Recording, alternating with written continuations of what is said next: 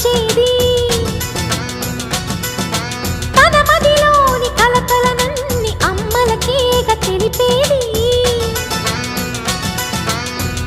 నెలతలే లేకుంటే దేవుడికి నెలవేది భక్తులే రాకుంటే గుడికి ఇక వెలుగేది దయతోటి కుంకుమ పూలు అక్షింతలు మనమంతా ఇవ్వాలి తన తాళి నిలపాలి తాళి కాచి ముత్తైదా ఎల్లమ్మ ఎల్లమ్మ పోదామా ఎల్లమ్మ ముసురు కాచి